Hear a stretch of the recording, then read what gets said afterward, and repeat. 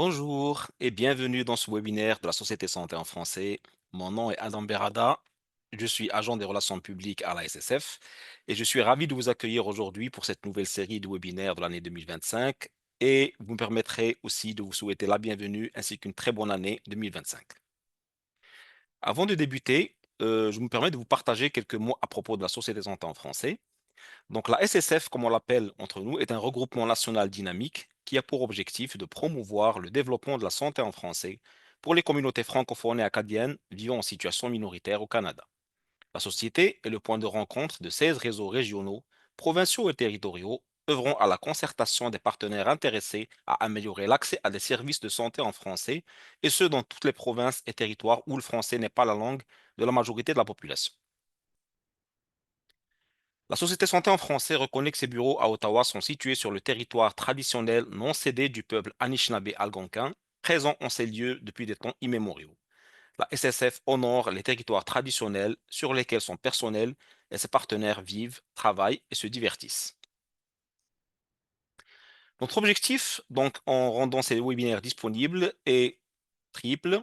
Premièrement, c'est d'offrir un meilleur accès aux nouvelles connaissances, de faciliter la prise de décision éclairée par les données probantes, ainsi que de favoriser les interactions entre producteurs et utilisateurs de connaissances. Aujourd'hui, nos invités proviennent de l'organisme l'Emercante Canada. Donc, nous avons quatre personnes avec nous pour nous présenter l'organisme ainsi que sa mission. Madame Monique Best, directrice des programmes en français. Madame Taous Abahour, coordonnatrice de programme. Madame Ruth Ilunga, visiteuse à domicile, et Madame Mélène Djatou, également visiteuse à domicile. Bonjour mesdames, je suis ravi de vous accueillir aujourd'hui. Alors, je vais vous présenter brièvement nos présentatrices. Madame Monique Bess, comme on l'a dit, est directrice des programmes en français. Donc, elle a été coordonnatrice du programme IPI pendant 3 ans au Centre des services communautaires de Vanier à Ottawa. Monique a intégré l'équipe Les Mercantes Canada en 2020 en tant que directrice des programmes en français. Et depuis, elle soutient des partenaires francophones dans la mise en œuvre des programmes HIPPY et SMART, donc de l'organisme, en les accompagnant avec le processus de démarrage et donc aussi en œuvrant pour faire rayonner l'impact de ces programmes. Elle est titulaire d'un baccalauréat en psychologie, d'un doctorat en relations interculturelles et elle est très motivée par le soutien à l'intégration et au bien-être des familles réfugiées et migrantes. Elle a aussi initié un partenariat tripartite entre les Mercantes Canada, le collège Red River Polytech et l'Université de Montréal. Pardon. Madame Taous Abaoul, de son côté, est coordinatrice du programme HIPPY en Alberta. Et donc, elle est diplômée en gestion des ressources humaines et en droit des affaires. Elle a commencé le programme en tant que maman en mars 2022. Ensuite, elle a été embauchée comme visiteuse à domicile en avril 2022. Donc, ce programme lui apporte un grand épanouissement, aussi bien sur le plan personnel que professionnel, surtout et en aidant aussi les mamans nouvellement arrivées au Canada. Madame Ruth Ilunga est visiteuse à domicile du programme à la Fédération des parents de la francophonie manitobaine. Passionnée par le domaine de l'éducation et du bien-être des plus jeunes, elle est dotée d'un excellent sens relationnel lui permettant de tisser des liens de confiance et de communication avec les enfants et leurs familles. Son approche repose sur l'écoute, l'observation et l'adaptation aux besoins spécifiques de chaque enfant afin de favoriser leur épanouissement et leur apprentissage. Et enfin, Madame Mélène Djatou est visiteuse à domicile du programme au service d'accueil et d'inclusion francophone en Saskatchewan. Elle a été professeure des lycées dans son pays d'origine et elle détient un master en environnement et un diplôme d'enseignement secondaire. Elle est visiteuse pour le programme depuis septembre 2023 et complète en même temps un baccalauréat en éducation. Encore une fois, bonjour mesdames et merci d'avoir accepté notre invitation pour présenter ce webinaire. Donc, avant de commencer, un peu de logistique. Donc, nos invités, je veux dire par là, enfin, les personnes qui nous ont rejoints pour ce webinaire sont automatiquement sur Sourdine. Mais vous pouvez participer quand même, ou bien dans la chat box, comme on l'appelle, ou bien la boîte Q&A, donc questions et réponses, qui est au bas de votre écran. Il y aura 2 sondages interactifs qui seront déployés en cours de webinaire, qui sont facultatifs et anonymes. Et enfin, veuillez noter que ce webinaire, ou du moins son enregistrement, sera disponible donc sur le site de la Société Santé en français d'ici une semaine à 10 jours après sa présentation. Et vous aurez aussi également la présentation de nos invités qui sera en pièce jointe. Mesdames, je coupe ce partage et je vous donne la parole. Merci. Alors, je partage l'écran. C'est beau? Oui. Alors, il me reste une petite chose. Je cache ceci parce que je pense que ça gêne. OK. Merci pour votre patience. OK, j'y vais. Alors, moi et mes collaboratrices, Taous et Mélène, allons vous faire connaître le programme de visiteuse à domicile qui s'intègre dans le programme Hippie et Smart. Dans les programmes Hippie et Smart, donc le programme de visiteuse à domicile, c'est une partie essentielle et intégrante de ces programmes qui sont offerts via les Mères Comptes Canada, ou en anglais Mothers Matter Canada. Notre siège social est situé en Colombie-Britannique, donc sur le territoire non cédé des peuples salish de la côte, notamment les nations Tsleil-Waututh, Kwikwetlem, Squamish et Musqueam. Et donc, je suis reconnaissante de vivre et de pouvoir réaliser mon travail à l'appui des personnes immigrantes et réfugiées sur les terres des peuples autochtones, et ce, sans y avoir été invitée. Alors, pour des mères fortes, des enfants épanouis et des communautés prospères, mon souhait personnel est de voir ces programmes offerts à travers la francophonie canadienne. Ça a été pendant des années surtout offert en anglais et présentement, nous avons 6 partenaires francophones. Alors, n'hésitez pas à diffuser l'information dans vos réseaux. Notre présentation, donc, va se diviser en 3 parties. Je commence par vous parler un peu du travail que nous effectuons avec notre petite équipe à l'Emerfond Canada. Taous va poursuivre sur le programme des visiteuses à domicile plus précisément. Ensuite, Ruth et Mélène prendront le micro pour faire de courts témoignages, potentiellement Taous aussi, et donc répondre ensuite à vos questions sur le rôle et sur l'expérience d'une visiteuse à domicile dans le cadre d'un programme Hippie ou Smart. Une présentation détaillée du programme Hippie a déjà été donnée et se trouve sur la page des webinaires de la Société Santé en français. Donc, on ne va pas s'étaler sur les programmes Hippie et Smart, on va en parler un tout petit peu, mais pour en apprendre davantage, il y a une autre présentation qui se trouve là-bas. Hippie est en existence au Canada depuis 2000, alors que Smart a vu le jour autour de 2021-2022 sous forme de projet pilote. Donc, Smart est encore nouveau au Canada. Donc, si vous êtes intéressé à en apprendre davantage, ça me fera plaisir de vous rencontrer. Alors, pour ne pas oublier à la toute fin, j'aime bien commencer par remercier justement le gouvernement du Canada qui nous permet de faire le travail que nous faisons et nos partenaires Hippie et Smart qui ont bien accepté de collaborer avec cette présentation. Donc, un gros merci au portail de l'Immigrant Association, les services d'accueil et d'inclusion francophone de la Saskatchewan et la Fédération des parents de la francophonie manitobaine. Donc, nous les remercions pour leur travail exceptionnel. Les Mères Comptes Canada, c'est un organisme cadre, ou en anglais on dit Umbrella Organization, qui gère entre autres les droits d'utilisation des programmes Hippie et Smart au Canada. Donc, en tant que fournisseur de services indirects, notre fonction principale, c'est donc de soutenir nos partenaires dans le démarrage et l'opérationnalisation de nos programmes, comme Madame l'a dit au début. Donc, nous, c'est un service indirect. C'est eux, ce sont nos partenaires qui offrent nos programmes à leur clientèle. Et présentement, nous avons 33 partenaires Hippie et Smart à travers le Canada, dont 6 qui desservent les communautés francophones et 4 qui desservent des communautés autochtones. Donc, en plus de la gestion des droits d'utilisation des programmes Hippie et Smart au Canada, notre équipe est vouée à appuyer nos partenaires fournisseurs de services dans l'offre de nos programmes. Ça comprend une formation intense, une formation initiale d'1 semaine. Ensuite, on offre sur une période de 3 mois des rencontres hebdomadaires, des rencontres d'orientation, d'intégration dans leur nouveau rôle de coordination d'un programme Hippie ou SMART. Et typiquement, nos partenaires qui offre Smart offre aussi Hippie. Donc, ça va ensemble. On offre aussi du soutien additionnel aux besoins. On a une politique porte ouverte, donc les coordonnatrices savent dès le départ qu'elles peuvent nous appeler pour recevoir de l'appui additionnel ou qu'on réponde à leurs questions ponctuelles. On coordonne les rencontres mensuelles avec nos partenaires. Donc, une fois par mois, l'Emercon Canada organise un échange pour toutes les coordonnatrices Hippie et Smart du Canada. Ces rencontres peuvent servir d'un temps de consultation avec nos partenaires ou de partage d'informations aussi. On veille au maintien des normes nationales et internationales de chaque site Hippie au Canada en participant à l'occasion à leurs activités de programmation, que ce soit une visite à domicile, une activité de groupe, une séance de formation de l'équipe. On planifie la croissance de nos programmes à travers le Canada et la liaison avec Hippie International.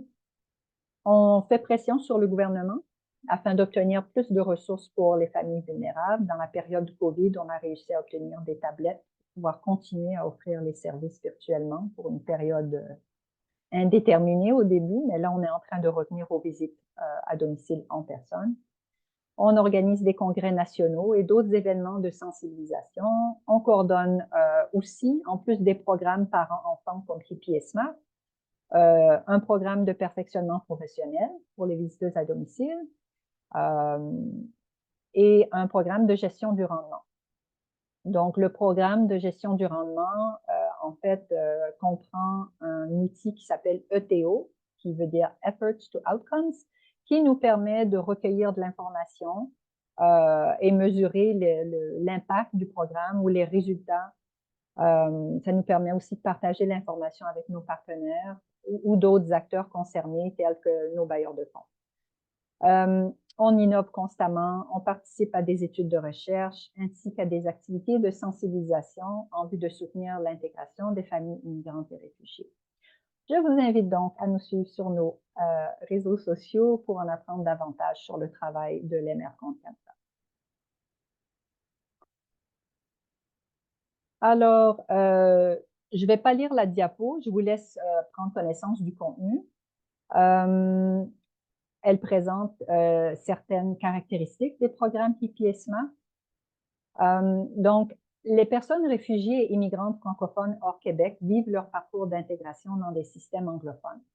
Elles se trouvent souvent dans une situation d'isolement et confrontées aux difficultés de trouver du travail. Elles font face à la réalité de services en français qui sont limités, voire absents, et au manque d'occasion d'interagir avec d'autres familles francophones. Vous me direz, c'est pareil pour toutes les francophones à travers le Canada qui se trouvent en situation minoritaire.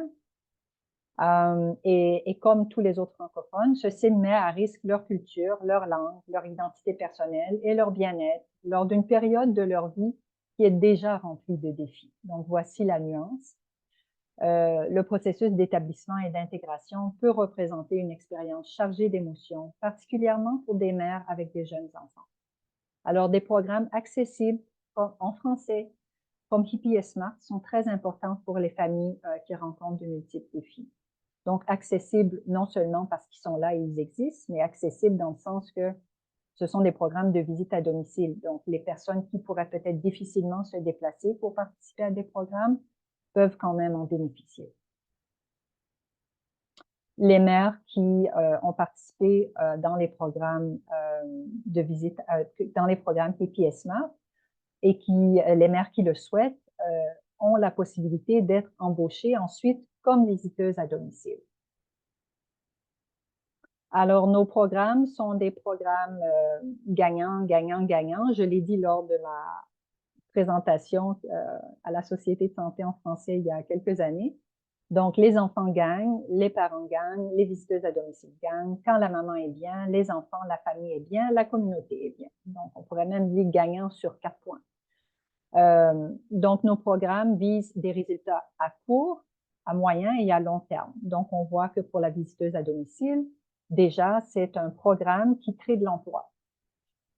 C'est un programme qui crée de l'emploi, en fait, des postes qui permettent d'être formés en milieu de travail. Donc, c'est pas un poste typique. C'est un poste aussi qui permet justement d'avoir un encadrement et du soutien pour transitionner hors du programme après qu'elles ont fait leur temps dans le programme PIPI. Taous vous parlera un peu plus de ça quand elle prendra la parole après. Donc, pour les parents, donc, ça développe leurs connaissances et compétences en matière d'éducation à la petite enfance à travers les activités de groupe qui sont partie aussi intégrante d'un programme PIPI Smart. Ça développe l'engagement communautaire et civique à travers les différents thèmes présentés et discutés lors des activités de groupe. Et ça encourage aussi, à travers les différentes activités dans le curriculum, les parents à transmettre leurs connaissances et la fierté culturelle à leurs enfants. Mais ça leur permet aussi d'apprendre sur les valeurs et les pratiques culturelles ici au Canada. Donc, on veut maintenir nos pratiques culturelles, mais on veut apprendre au sujet de la société d'accueil. Pour les enfants, donc, à travers les activités par enfant qu'ils font plusieurs fois par semaine, on va dire comme ça, presque tous les jours, avec leurs parents, à travers les programmes PPSMAP, les enfants développent leurs habiletés sociales et cognitives, développent leur confiance, ils sont capables de faire plein de choses, et le lien d'attachement parent-enfant. Donc ça, c'est un bonus pour les parents aussi, mais on l'a mis sous la colonne des enfants. Quand les liens d'attachement parent-enfant sont forts, ça facilite ensuite les transitions vers l'école.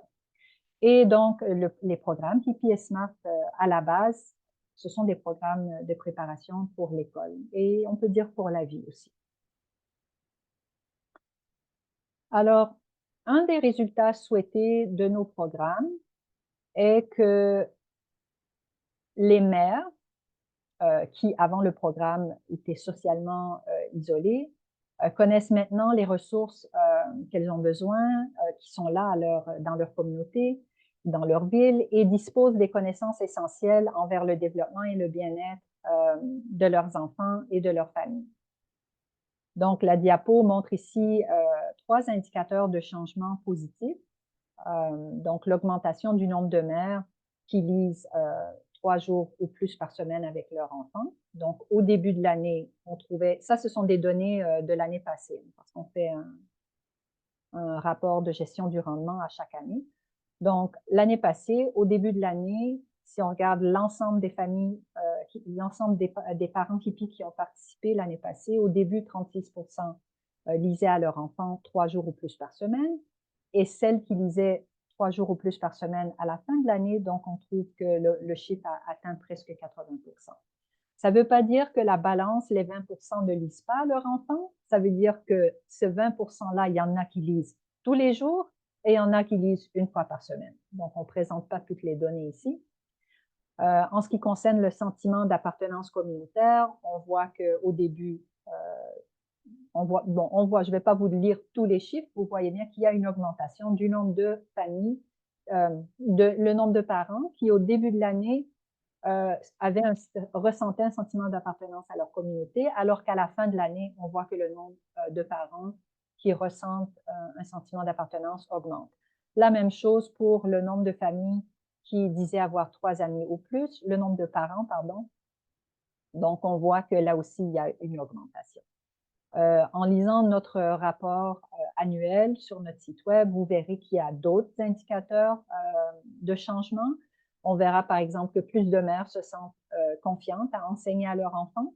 Plus de mères à la fin de l'année se sentent à l'aise de communiquer avec le personnel de l'école ou de la garderie. Et plus de mères participent aux activités sociales dans la communauté à travers leur participation au programme PIPI. Maintenant, on se rapproche des choses intéressantes. Taous, c'est bientôt ton tour.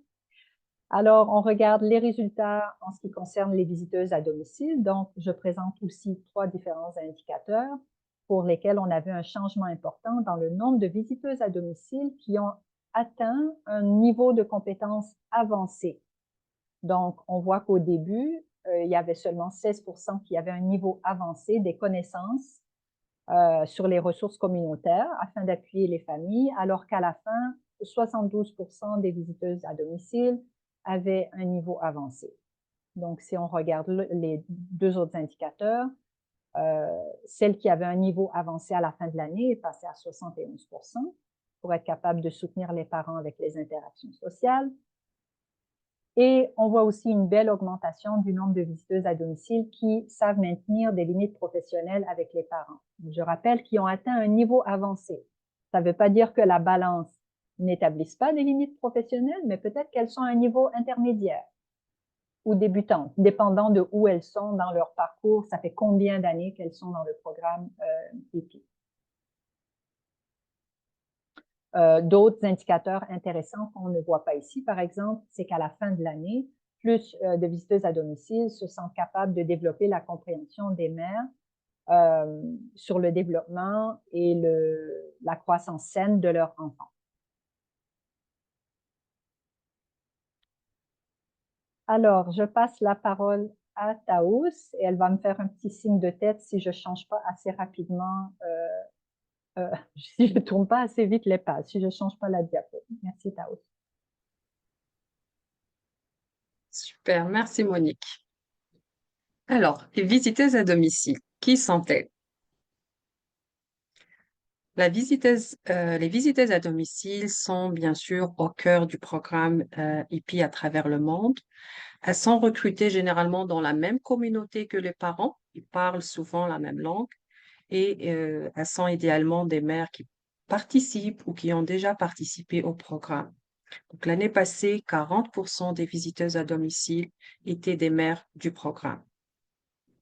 Comme elles partagent les mêmes expériences de vie avec les mamans, la confiance et l'empathie s'installent rapidement entre la visiteuse et la maman, ce qui permet de mieux appuyer les familles avec leurs besoins. Elles informent et aiguillent les parents vers des services pertinents tout en facilitant les opportunités de connexion communautaire et le développement des connaissances et des compétences parentales. Donc là, c'est des mères qui appuient d'autres mères, des mères qui apprennent d'autres mères. Oui, c'est possible avec les programmes IPI ou SMART. Le poste de visiteuse à domicile dure typiquement un maximum de 3 ans. La coordonnatrice joue un rôle de formatrice, de coach et de mentor en vue d'accompagner la visiteuse à domicile dans son cheminement professionnel et sa transition vers un autre emploi ou un retour aux études. En effet, les mères Compte Canada gèrent aussi un petit programme de bourse pour soutenir celles qui désirent suivre un cours ou un programme d'études. Et donc, 2 fois par année, les coordonnatrices sont invitées à soutenir la candidature d'une visiteuse à domicile et cela avec une lettre d'appui. Présentement, on a 22 visiteuses à domicile francophones.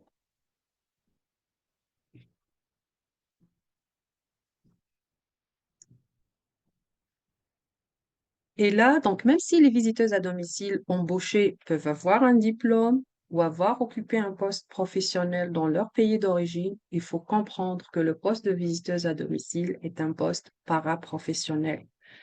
La coordination explique que cela lors du processus d'inscription des parents, qui doivent donc comprendre que le poste de visiteuse à domicile n'est pas un poste permanent et donc la visiteuse à domicile n'est pas, par exemple, une travailleuse sociale.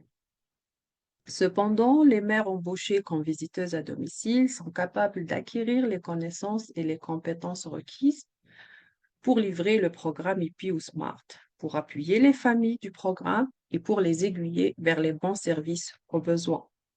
C'est un poste d'apprentissage par le travail. Alors, chaque semaine, les équipes de visiteuses à domicile sont formées pour travailler dans le domicile des mères, dans l'objectif de les outiller à devenir confiantes dans leur capacité à enseigner à leurs enfants. Avec le temps, elles développent aussi leur connaissance des ressources communautaires et leurs habiletés à faire du référencement aux besoins. Il faut donc être une personne qui aime et qui sera disponible pour se présenter aux formations hebdomadaires.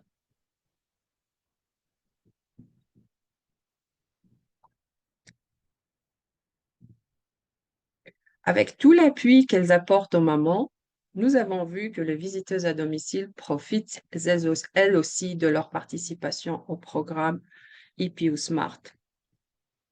Et cela, donc, grâce à la possibilité qui s'offre à elles de participer à de nombreuses formations. Donc, elles sont fortement encouragées à s'engager dans leur développement professionnel, notamment en participant au programme de perfectionnement professionnel offert en collaboration avec le collège Red River Polytech, l'Université de Montréal et les Mères Camp Canada, bien sûr. En gros, donc, ce programme de perfectionnement professionnel, il s'agit d'un programme de 2 niveaux, en fait, présentant les mêmes 6 sujets qui sont répartis sur 4 sessions ou 4 cours. Et là, chaque cours comprend au minimum 6 heures de formation. Les sujets abordés sont la visite à domicile, apprentissage et formation des adultes, sciences du développement des jeunes enfants, la violence fondée sur le genre, établissement et intégration des immigrantes et des immigrants, bâtir des ponts avec les peuples autochtones du Canada comme dernier cours. Il faut avoir complété les 6 sujets pour pouvoir recevoir le microcrédit du niveau 1 et pareil pour le microcrédit du niveau 2. Et à la fin, un 3e niveau est offert pour outiller les visiteuses, typiquement durant leur 3e et dernière année dans le programme. Il s'agit de 6 formations pour réussir une réorientation de carrière et qui portent principalement sur des sujets tels que utiliser le réseautage et les médias sociaux pour faire prendre virage positif à notre carrière, créer un CV persuasif, créer une lettre de motivation persuasive et s'entraîner aux entrevues d'embauche.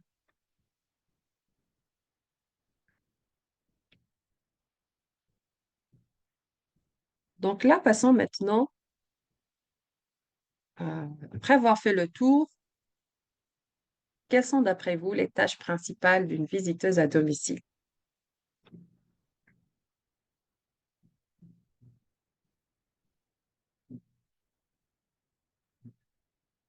On passe, Monique, ou on attend? Non, il y a pas mal de participants. On leur donne une seconde pour y réfléchir et puis voir s'ils peuvent ajouter des réponses dans le chat. Selon vous, c'est quoi les tâches des visiteuses à domicile?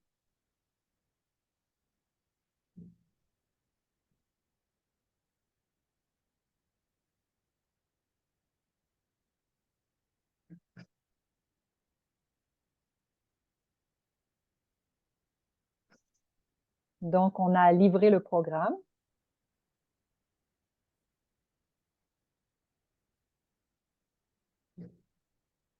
Tu veux donner des éléments de réponse, Taous, peut-être, pour susciter comment? Ah, on a On montré a- des... Vas-y, je te laisse lire. Donc là, on a livré le programme, montré des activités à la maman pour faire avec ses enfants, des enfants, connecter avec les mères, faire des jeux de rôle, soutien des mères pour l'apprentissage des enfants, cerner les besoins des mamans. On a de très bonnes réponses. Donc, sans plus tarder, on a compris, vous avez compris. Oui, parfait. Donc oui, vous l'avez compris, les tâches d'une visiteuse à domicile, c'est de participer activement à la formation initiale et aux formations hebdomadaires, recruter des familles, apprendre à enseigner des activités du curriculum par le jeu de rôle, déjà cité, effectuer des visites à domicile hebdomadaires et au besoin des visites de rattrapage, développement des compétences. De ces compétences, on parle des compétences de la visiteuse à domicile, que ce soit en informatique, apprentissage en ligne, linguistique et autres, informer en temps réel la coordination des progrès et défis des familles et de leurs préoccupations, participer aux activités programmatiques IP, en l'occurrence ETO. Donc ETO, c'est un logiciel de suivi. Sortie, participer à la planification et l'exécution des rencontres de parents et aussi aux activités de promotion. Participer aux projets et événements ponctuels proposés par les Mères Camp Canada. soutenir l'encouragement, l'encadrement et la formation des nouvelles visiteuses à domicile. Et enfin, participer au programme de perfectionnement professionnel, ce qu'on a cité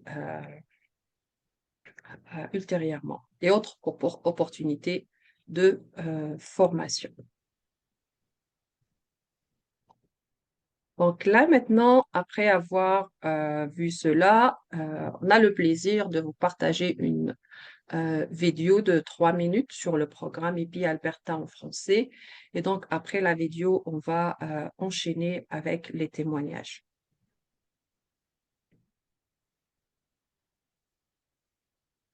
Je pense que je vais redémarrer le partage d'écran parce que j'ai oublié de cocher pour le son avant. Je recommence.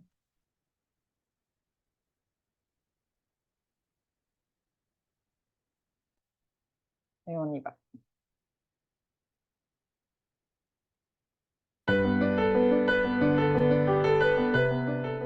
Bonjour, bienvenue au portail de l'immigrant association.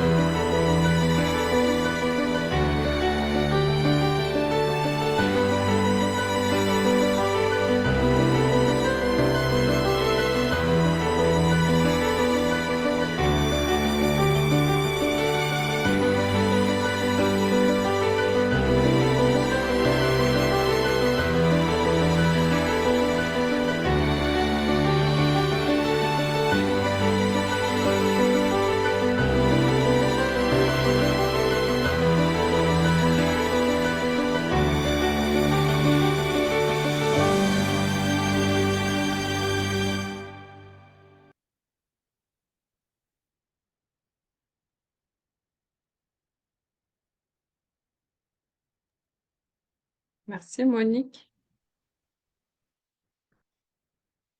Donc, vous avez sûrement remarqué mon apparition dans la vidéo et comme cité ultérieurement, et oui, avant de prendre les fonctions de coordonnatrice du programme en fin d'année 2024, j'ai été maman et puis ensuite visiteuse à domicile pendant 2 ans et demi, pendant lesquels j'ai eu la chance d'accompagner et d'orienter des familles vulnérables et aussi m'enrichir tant sur le plan humain et professionnel grâce aux formations que les maires Camp Canada euh, nous a offertes.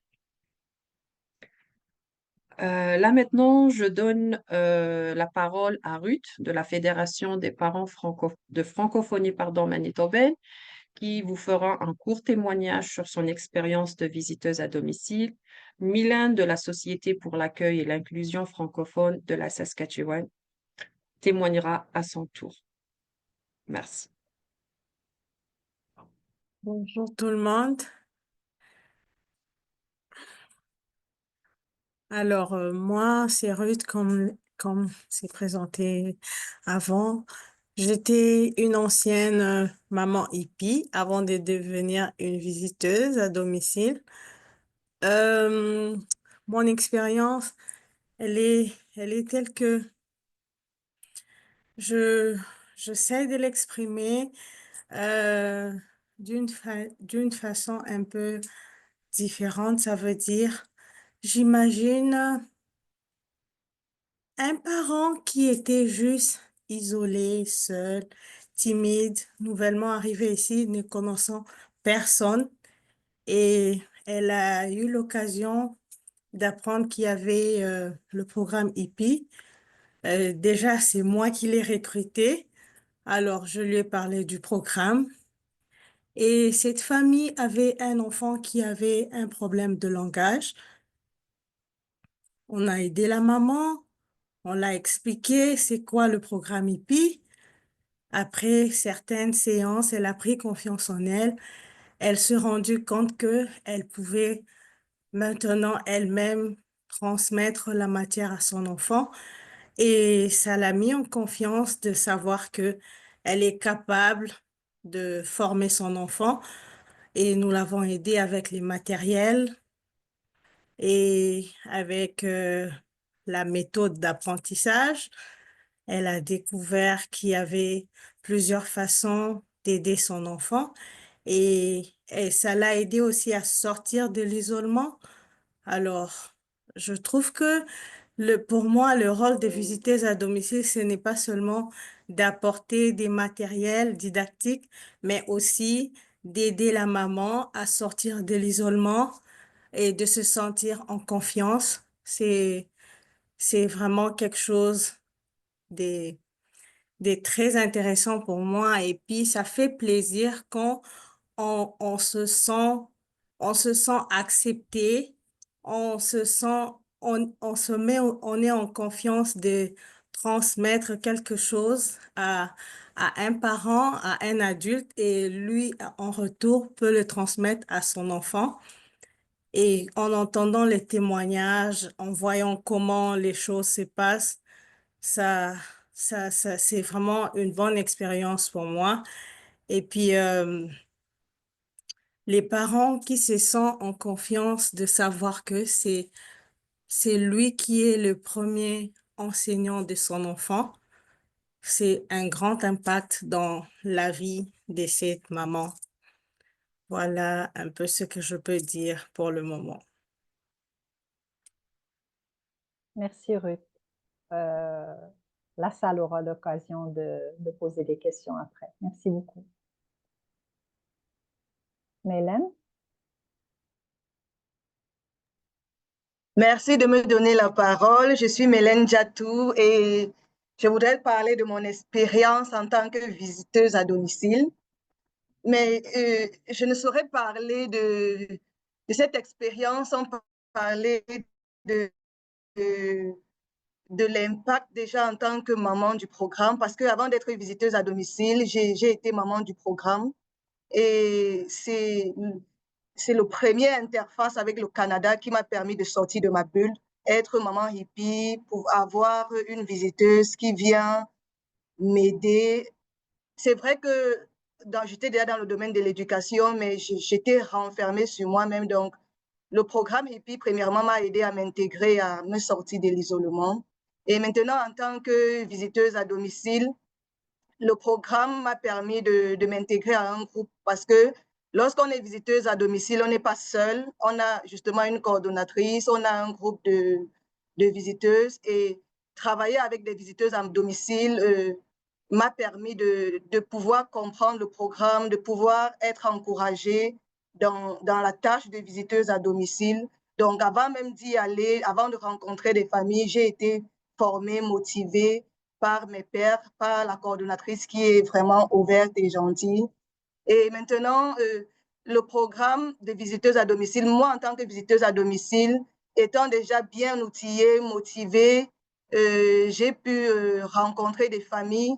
C'est là qu'on se rend compte qu'il y a des familles qui arrivent au Canada, qui se sentent seules, des mamans qui arrivent avec leur époux, l'époux va travailler, elles restent à la maison, elles, très souvent, elles ne savent même pas parler français. On a des mamans qui ne savent pas parler ni anglais ou ni français, qui parlent leur langue maternelle, qui sont renfermées sur elles-mêmes.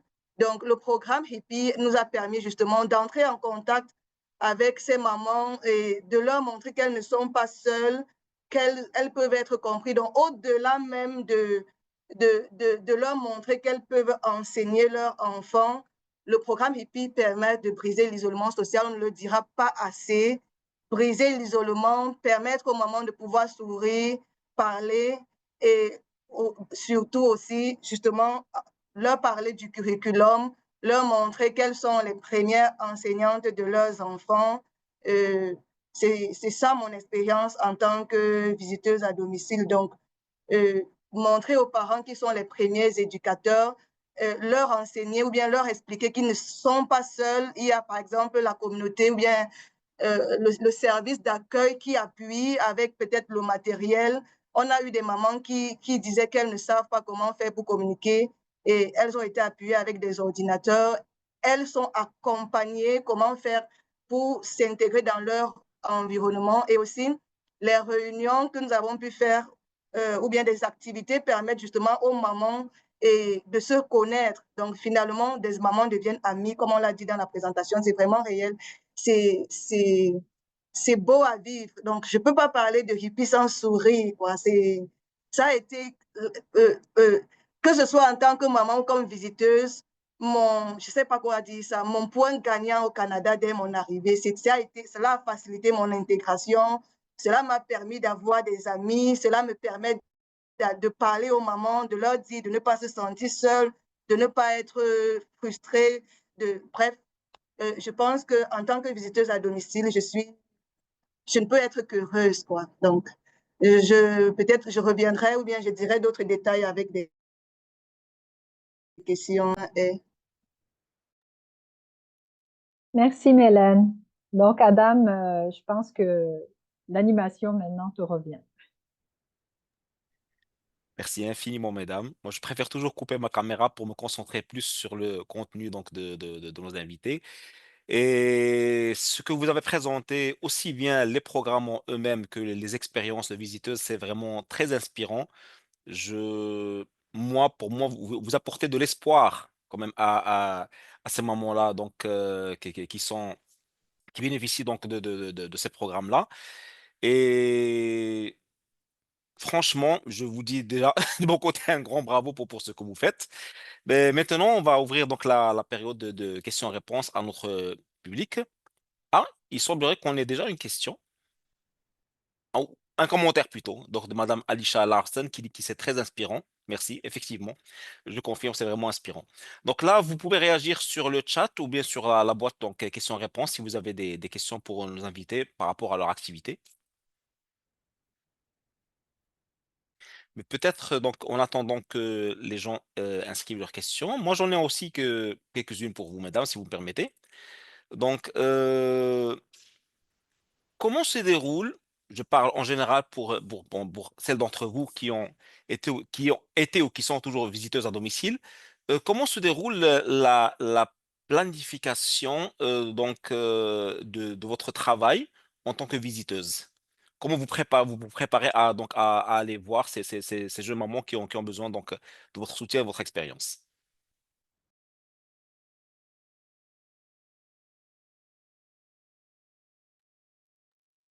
Monique, comment est-ce qu'on répond? C'est comme vous voulez. Tu peux répondre, même Hélène, Taous peut répondre. Donc, franchement, OK. c'est Tu peux commencer. à Si l'aise. Ruth pense, elle veut interrompre et rajouter quelque chose, elle va faire signe, elle prendra la parole. C'est vous deux Tout à fait. maintenant qui allez répondre à toutes les questions. OK. Donc, déjà, nous, durant chaque semaine, nous ne livrons aucune visite sans être préparés. Donc, chaque semaine, on a des formations hebdomadaires avec la coordonnatrice, elle s'assure que nous maîtrisons bien le curriculum qui sera délivré la semaine. Nous faisons déjà les pratiques avec elle, de sorte que s'il y a des corrections à faire, que cela puisse être fait. Et je tiens à dire que les visites se font sous la méthode du jeu de rôle. Donc, déjà, lors de la formation hebdomadaire, nous faisons nous-mêmes le jeu de rôle, nous préparons le matériel, parce que ce n'est pas devant la maman qu'on va se rendre compte que comment est-ce qu'on va expliquer les choses ou bien comment tel matériel devrait être utilisé. Tout se fait, la planification se fait durant la formation hebdomadaire avec la coordonnatrice, et après la coordonnatrice, nous avons des heures maintenant pour apprêter le matériel, pour bien nous familiariser avec les liens peut-être qui seront utilisés. C'est vrai qu'on utilise aussi beaucoup des comptines parce que les enfants apprennent en chantant, en dansant. Donc, on a déjà tout le matériel préparé, et quelques jours avant notre visite, on rappelle aux parents l'heure de notre visite, qui est question de voir, d'être rassurés sur leur disponibilité. Donc, pour me résumer, la planification commence dès la formation hebdomadaire avec le groupe de visiteuses à domicile et la coordonnatrice. Merci beaucoup, Mélène. Ruth, ton micro est activé, enfin, désactivé plutôt. Oui, Mélène a tout dit. Donc, la planification, ça commence par la formation hebdomadaire et puis on prend le temps pour apprêter les matériels qu'on devra amener dans chaque famille et puis on confirme aussi l'heure du rendez-vous parce que des fois, les gens peuvent avoir des imprévus. On veut se rassurer avant de partir. Et voilà, et une fois qu'on arrive sur le terrain, on commence à transmettre le curriculum. Merci beaucoup pour ces éclaircissements. Alors, j'aurais une autre question pour vous. En fait, pourquoi la visiteuse à domicile n'enseigne pas directement à l'enfant concerné par le programme, au lieu de passer par la mère en tant qu'intermédiaire? C'est justement parce que le programme, il est conçu tel que on transmet la matière à la maman et la maman va transmettre à son tour à l'enfant. C'est tout simple que ça. Oui, je dirais que le programme, ou bien le slogan même des mères comptes, ou bien l'un des slogans, pour que si je ne m'abuse, c'est le premier éducateur des enfants, c'est les parents. Donc, on voudrait que ce soit le parent qui transmette, tout comme il sait transmettre ses valeurs, qui transmette le curriculum à l'enfant. Il est mieux outillé, peut-être même en sa langue. Si on lui explique bien comment ça se passe, il est la meilleure personne pour pouvoir transmettre la connaissance à son enfant. Donc, très souvent, comme notre coordonnatrice nous rappelle, elle dit toujours, le parent est le meilleur éducateur de son enfant. C'est la raison pour laquelle on outille le parent pour qu'il puisse maintenant transmettre à son enfant. Merci beaucoup, mesdames. Autre question. Au moment de recruter donc une visiteuse à domicile, quelles sont les qualités que l'on considère comme étant essentielles pour effectuer ce recrutement? Là, je m'adresse plutôt à Monique ou à Taous. Je ne sais pas si elle est impliquée aussi dans ce processus. Oui, je peux répondre. C'est selon les critères qui m'ont choisi en tant que visiteuse il y a presque 3 ans.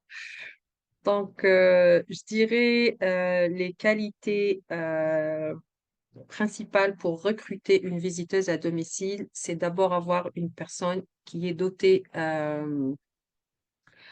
d'une écoute active.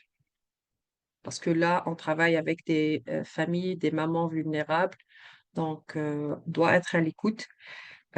Aussi, elle doit être une personne qui aime apprendre, parce que là, on a expliqué ultérieurement que le poste de visiteuse à domicile, c'est un poste de travail par apprentissage, donc à travers les rencontres hebdomadaires et les jeux de rôle, et aussi être une personne de confiance, parce que là, on rentre dans les foyers des familles, on voit leurs conditions de vie. Il y a une maman qui peut partager sur son enfant des difficultés des enfants ou autres.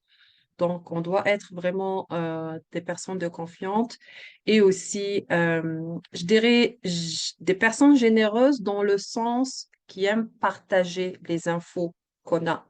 Parce que sans le partage des infos et des ressources communautaires pour les mamans nouvellement arrivées, euh, c'est vrai, on livre le matériel, on aide côté pédagogique, mais la maman aussi, parmi les objectifs du programme, c'est de briser l'isolement et d'outiller les mamans, faire l'aiguillage.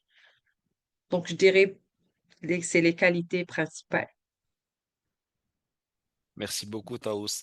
Alors, avant de continuer, nous avons un commentaire, un assez long commentaire, donc je vais vous lire, donc du docteur Zolan Donita, j'espère que je prononce bien, qui nous vient du Tchad. Donc, pour moi, c'est un encouragement pour ce programme très pertinent. Donc, je suis au Tchad et je commence la mise en œuvre d'un programme de leadership dans l'éducation avec l'organisme Teach for Tchad. Nous intervenons au milieu, donc par le recrutement, la formation et le placement des meilleurs jeunes diplômés dotés de leadership comme enseignants, et ces derniers ont pour objectif de donner un enseignement de qualité aux enfants. Les inégalités étant criardes dans le système éducatif tchadien, surtout en milieu urbain et rural. Donc, le docteur réfléchit à un volet du programme pour soutenir les parents et votre expérience m'inspire. Donc, il faudra contextualiser ça donc, au regard des besoins du terrain. Mais, merci beaucoup pour votre commentaire, docteur. Et ça fait plaisir de savoir que ces pratiques-là on arrivent à inspirer des personnes, même au-delà des frontières du Canada. Et donc, c'est quelque chose dont on peut être fier aussi. Et donc, toujours une question de la part du docteur Zolan Donita. Est-ce que le programme vient envers les mamans pour les persuader à s'inscrire? Et comment arrive-t-on à repérer les mères donc, qui ont besoin du programme? Et que fait-on si une famille n'est pas intéressée par le programme alors que le besoin est réellement identifié? Ouais, ça fait trois questions là. Donc, on peut commencer par la première. Donc, comment le programme vient envers les mamans ou alors donc va démarcher les mamans pour les persuader à s'inscrire déjà. Taous, tu veux tenter de répondre et je compléterai au besoin. D'accord. Alors, parmi nos activités, on a des activités de promotion et de recrutement. Donc, on organise régulièrement des activités de promotion, soit en participant aux activités avec des partenariats, soit en organisant nous-mêmes activités. Donc, elles peuvent être dans des églises, elles peuvent être lors des rassemblements communautaires. Et donc là aussi, les visiteuses à domicile interviennent comme ambassadrices. Euh, et donc là, c'est pour faire la promotion et essayer de recruter. Ensuite, la deuxième question, c'était comment repérer. Exactement. Comment repérer les mères ou alors peut-être est-ce qu'il existe une manière, une façon, un processus pour justement identifier ces mères qui auraient éventuellement besoin du programme? Donc, lors des activités de promotion, on explique le programme, on vient avec les brochures et autres. Euh, donc là aussi, on partage les statistiques et les retombées du programme et qu'est-ce qu'on vise à atteindre comme objectif. Et donc là, les mamans, elles comprennent très vite, est-ce que c'est un programme qui est fait pour leur famille ou pas? Et généralement, lors de ces activités de promotion, euh, c'est des familles plus ou moins, mais la majorité, elle est vraiment vulnérable. Donc, elle a les critères que EPI vise à avoir dans le programme. Voilà, je ne sais pas, Monique, est-ce que j'ai oublié quelque chose ou pas? Je- Peut-être que je vais répéter certaines choses. Donc, quand on fait la formation initiale pour les coordonnatrices, les nouvelles coordonnatrices d'un programme HIPPI, on leur explique que, en fait, les familles, dans certains pays, HIPPI est un programme international. Dans certains pays, c'est pris en charge par le ministère, par exemple, de l'Éducation ou des services sociaux. À ce moment-là, ça devient un programme je dirais, plus accessible à une plus grande marge de la société. Tout ou presque tout parent qui rencontre de multiples défis pourrait s'inscrire dans le programme. Au Canada, c'est surtout financé par Immigration, Réfugiés, Citoyenneté Canada. Donc, il y a un critère additionnel. Il faut être résident permanent ou personne protégée. Donc, pour remplir les conditions de ton bailleur de fonds en ce qui concerne les exigences d'admissibilité. Donc, il y a une limite en partant. Donc, du moment où on sait que ce sont ces clients-là qu'on cherche, il faut réfléchir. On fait des exercices durant la formation initiale pour voir où sont ces familles, qui interagit avec ces familles, qui sont les alliés de ces familles-là qu'on cherche pour essayer de déterminer où on va aller les chercher. Et j'utilise bien le mot chercher parce que les familles qui vont en bénéficier le plus, ce sont les familles qui rencontrent de multiples défis. Donc, les familles qui viennent déjà au centre pour recevoir d'autres services, ça ne veut pas dire qu'elles ne peuvent pas bénéficier du programme. Elles vont en bénéficier certainement. Mais celles qui vont en bénéficier le plus, c'est celles qu'on ne voit pas. C'est celles qu'il faut trouver. C'est celles qui ne sont pas déjà connectées avec des services. Donc, est-ce qu'on va, donc je vais passer les questions une par une. Est-ce que le programme vient vers les mamans pour les persuader à s'inscrire? Je ne dirais pas que c'est persuader, c'est vraiment de les informer.